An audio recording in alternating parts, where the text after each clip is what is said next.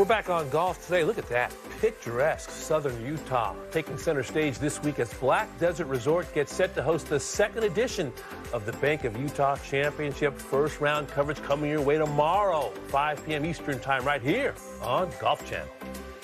5 of the top 10 players in the official World Golf ranking are in the field this week. One of them is world number 42, Jason Day, making his first PGA Tour start since the BMW Championship back in August. Highlights of his 2025 season include 4 top 10s in 13 cuts made. Here's Jason with Todd Lewis. We haven't seen Jason compete on the PGA Tour since the BMW Championship. So what have you been doing with your time? How long is that? It's a couple months? Yeah, at least. So I've been testing new clubs. Actually, that's kind of why I'm here this week, is to test some new clubs out, see how they go, kind of refine them if I need to.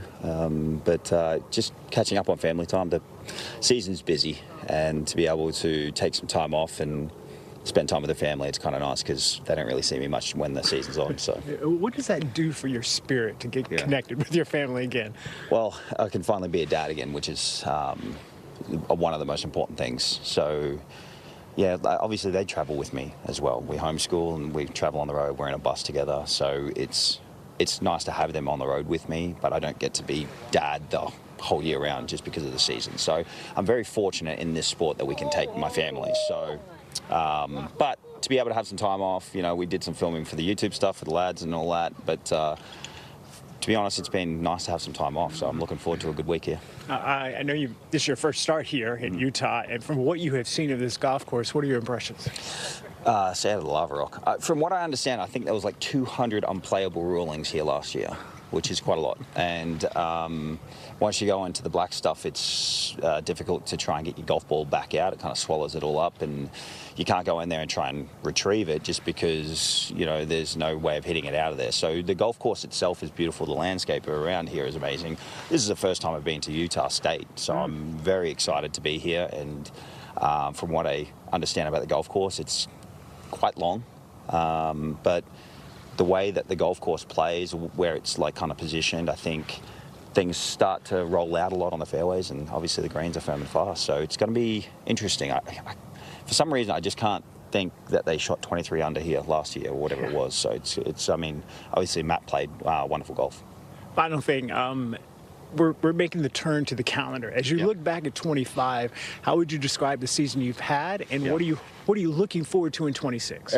Some ups and downs. Obviously, the body hasn't been, you know, I guess, great for me this year, but I think I've had a lot of good finishes regardless. You know, I think if I can just get a handle on that, I feel like I'll be very competitive, you know, coming into next year. So I'm very optimistic about getting some more time off after this, working on the body, and then, you know, trying to hit 2026, you know, in full stride, which would be nice. Wish you the best this week. Thanks, Jason. Thanks, man. Cheers. Former world number 1 with our Todd Lewis. We head over to the CDW Intelligence Center and go beyond the scorecard using ShotLink statistics. So I know you've dug into the numbers comparing peak Jason Day to the Jason Day of today. Yeah, and Jason Day's peak was really exceptional. If you go back and look at 2015, 2016 and Jason Day, and you look at his top performance statistics on the PGA Tour, this was his most productive period. He was number 1 in the world for great periods of these couple of years. 8 of his 13 PGA Tour wins came in this window, and you can see he was a pretty elite ball striker. Look at that bottom total there. In strokes gained total, he was 3rd in 2015 when he won the PGA Championship. 2016, he's 1st and an elite level putter, but also an elite level ball striker. Flash forward a couple of years to 2018. Now, he was good enough to win twice on the PGA Tour that year, but you can see that the deterioration had set in terms of his ball striking on and around the greens. Jason Day was still very much an elite level player.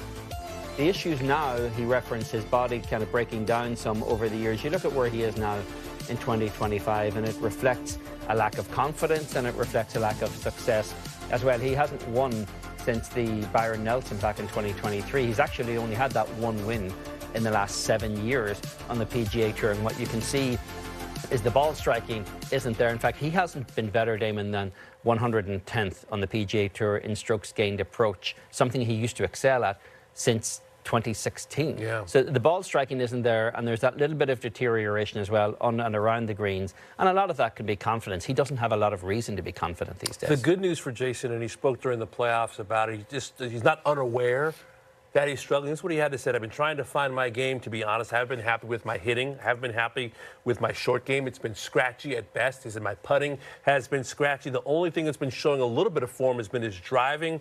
I've had these moments in my career where I've been dialed in like Rory has been for his entire career, like Scotty Scheffler is now, Jason said. He said, it's been a long time for me. I have to review. I need to see where I can improve and start over again. The question I have is at the age of 37, with the injury history that he has, can he reboot and get back to where he wants to be? You make 37 sound as though he's ancient because he's only 1 year older than Rory McIlroy, and he's a Masters champion at this point. The injuries that the injuries probably have him as 47 as opposed to 37. And he just referenced there to Todd, he's got a pretty full schedule as well. It's not just the fact that he's got a large family to take care of that travel with him, but he's also got into the kind of the YouTube influencer world with some of those guys as well, which is also a drain on the time. It might be fun, it might re-energize his love of the game, but it is still a time commitment when he's actually playing the part of a golf pro for content rather than actually doing the work of a golf pro. We'll see if he can find it in his late 30s. That was the CDW Intelligence Center. People who get it.